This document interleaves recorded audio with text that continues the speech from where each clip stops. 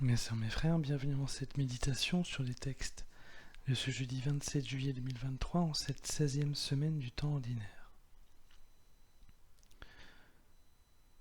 Toute parole de Dieu est manifestation de Dieu.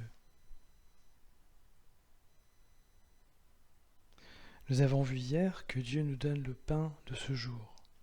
C'est d'abord une nourriture matérielle et une présence paternelle, mais c'est aussi un symbole de foi et une parole. Aujourd'hui, nous allons voir que la parole de Dieu est une manifestation et une action de sa part.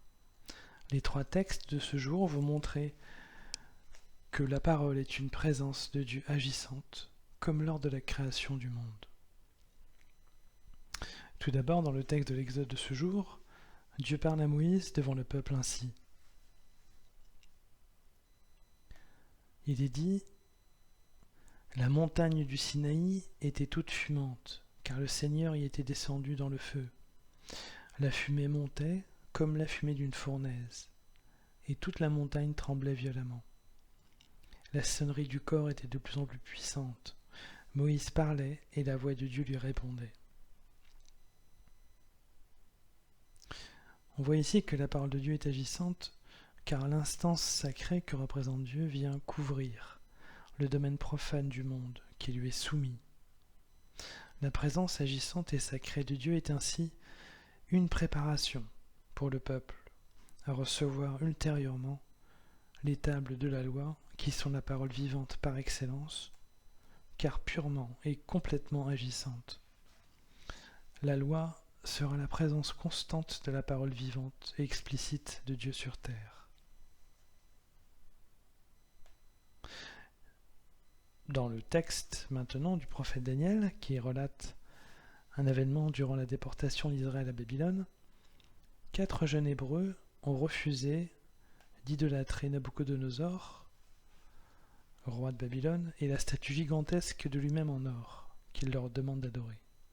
Fou de colère, Nabuchodonosor fait jeter Daniel et ses 3 amis dans une fournaise. Les jeunes gens, fermes dans leur foi qui s'est exprimée publiquement, vont provoquer l'intervention de Dieu par un ange, qui les préserva de tout danger. Ils entonnèrent alors un cantique de louange et de gloire à Dieu, redoublant ainsi l'expression de leur foi.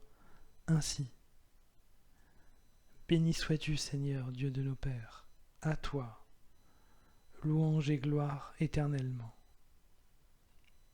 Et dans ce passage qui n'est pas cité par les lectures du jour, il nous a délivrés des enfers, sauvés du pouvoir de la mort. Il nous a tirés de la fournaise ardente, retirés du milieu du feu. Rendez grâce au Seigneur, il est bon, éternel est son amour. En réalité, cette louange s'était déjà exprimée dans les convictions fermes, défendues plusieurs fois par les jeunes gens devant Nabuchodonosor. Ce cantique n'en a été que l'expression la plus visible.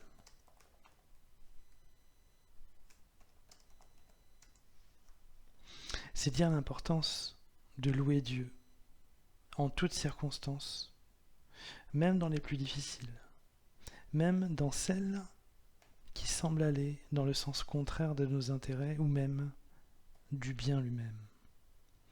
Car non seulement la louange affermit la foi et donne confiance, mais elle permet de rendre Dieu présent à soi.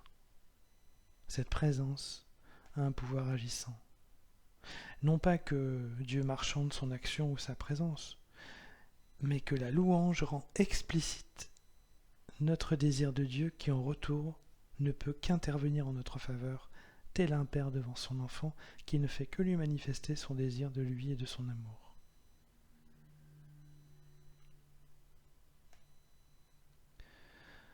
Maintenant, dans le texte de l'Évangile, Jésus poursuit son énonciation de la parabole du semeur.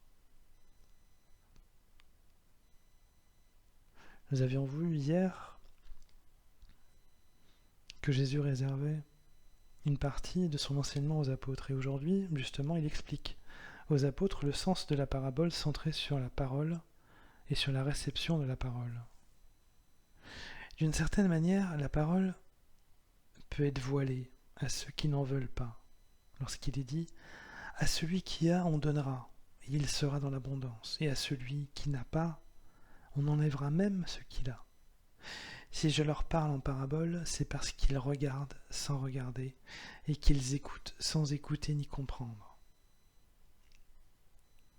La forme de la parabole, dans ce cas précis, a pour but de masquer certaines réalités pures à ceux qui n'en veulent pas ou qui ne méritent pas.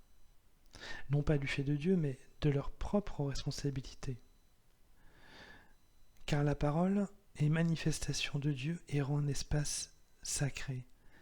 Elle se voile et ne devient pas compréhensible à ceux qui la rejettent d'emblée. Dans d'autres cas, évidemment, la parabole permet à des foules croyantes et pleines de désir de comprendre des réalités métaphysiques avec des mots du quotidien, d'entrer justement dans la contemplation du Verbe créateur et de percevoir les réalités dernières. Les paraboles donnent la clé aux initiés du royaume de Dieu qu'ils seront amenés à construire. Mes sœurs, mes frères, nous avons ainsi, à notre tour, une grande responsabilité dans l'énonciation de la parole. Notre témoignage doit à la fois servir à édifier et à consoler, mais aussi à annoncer la parole comme bonne nouvelle de la résurrection de notre Seigneur et Sauveur Jésus-Christ. Dans les deux cas, elle doit avoir une fonction agissante, car la parole est action, pour peu que nous y croyions et que nous soyons purs. La sanctification liée à l'énonciation de la parole a une puissance extraordinaire de conversion, de retour à Dieu, de purification, de guérison et de paix. Et conjuguée à la louange permanente, elle permet vraiment de vivre heureux et de donner ce bonheur à quiconque exprime le désir de Dieu. Parlons de Dieu, louons Dieu et parlons à Dieu. Tout nous sera donné.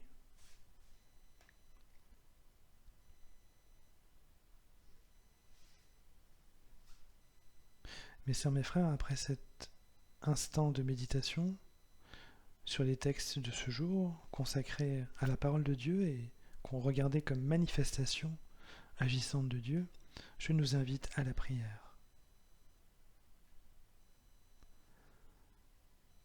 Ô Seigneur Dieu, ta parole est agissante, car tu es saint. Donne-nous de pouvoir la comprendre. Rends-nous saints comme toi tu es saint, par ton divin Fils Jésus-Christ que tu as ressuscité des morts. Que nous soyons comme lui, doux dans la parole et agissant avec fermeté pour la construction de ton royaume. Amen.